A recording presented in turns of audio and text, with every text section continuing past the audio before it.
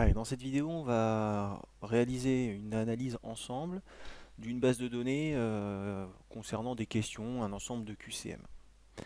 Alors quand on réalise cette analyse, il ne faut pas essayer d'être trop efficace tout de suite, c'est-à-dire que vous pouvez commencer à imaginer un certain nombre de concepts autour du sujet, et puis trier après. Alors il y a quand même quelques éléments à repérer.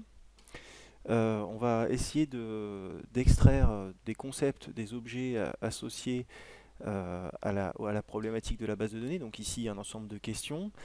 Euh, Ces concepts objets, en fait, on le verra par la suite, c'est ce qu'on appelle des entités. Donc en fait, va se dégager un certain nombre d'entités ici. Donc on pourrait imaginer l'entité matière, donc je sais pas, NSI, maths, etc. Un niveau, seconde, première, terminale, etc. Type de question, QCM, vrai-faux, question classique, enfin je vais pas rester là-dessus longtemps. Les thèmes de la question, c'est-à-dire que là, des parties du programme de chacune des disciplines, hein, ça peut être en NSI, IHM, Algo, etc. Et pourquoi pas une description du thème. Qu'est-ce que c'est que l'algorithmique? On pourrait imaginer une description de l'algorithmique comme information associée au thème. Donc on dégage un certain nombre d'entités et on aurait aussi l'identité question qui serait un peu le centre de notre base de données, si on veut, à laquelle chacune des entités précédentes serait reliée.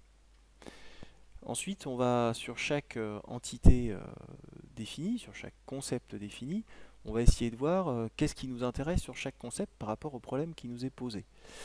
Donc évidemment, la matière, on va voir le nom de la matière, qui sera de type texte, et puis on aurait un certain nombre de caractères pour le coder. On verra par la suite qu'en général, dans les SGBD, on a toujours un nombre de caractères limite, notamment pour des problèmes de sécurité, mais aussi pour de la gestion mémoire, pour, euh, pour le texte, les éléments de type texte.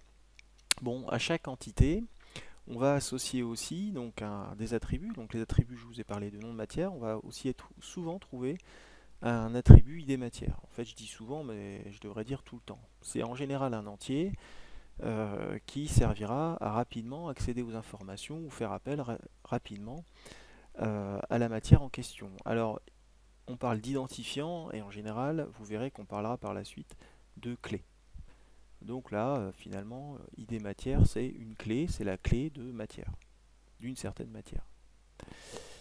Ok, donc ici, niveau, donc pareil, je vais retrouver ma clé et puis le nom du niveau. Le type de question, je vais avoir l'identifiant, type de question, et puis je vais avoir ici le nom du type de question. Le thème, je vais ici a priori dégager trois attributs, l'identifiant, le nom du thème et puis la description du thème. Remarquez la manière d'écrire les attributs. Le premier mot est en minuscule et ensuite chaque mot qui sert à dénommer cet attribut commence toujours par une lettre capitale. Et puis on peut ensuite trouver l'entité question qui elle est centrale, je vous l'ai dit, et qui va faire référence à d'autres entités. Par exemple, ici, la question est associée à un certain niveau. Alors on peut l'associer au nom de niveau, mais on aurait pu l'associer directement à l'identifiant du niveau. La matière, on l'associe à l'identifiant matière, l'identifiant du thème.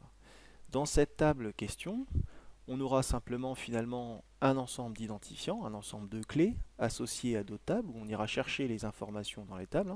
Si je veux l'information, je ne sais pas, mon identifiant niveau c'est l'identifiant 21, j'irai voir à quoi correspond le niveau 21, ça sera peut-être seconde, sera peut-être terminale, mais c'est dans la table niveau qu'on aura nos informations. On peut aussi avoir dans cette question centrale pas que des identifiants, on peut avoir aussi des attributs qui sont propres à cette table. Par exemple ici, une question, je vais associer directement son énoncé, directement sa réponse.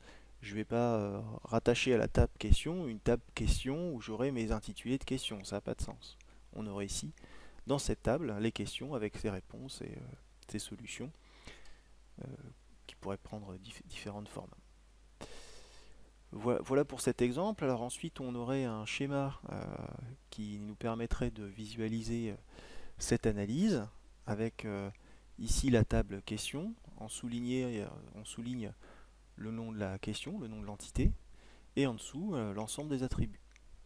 Hein, et puis ici, pour chaque entité, on aurait une table différente.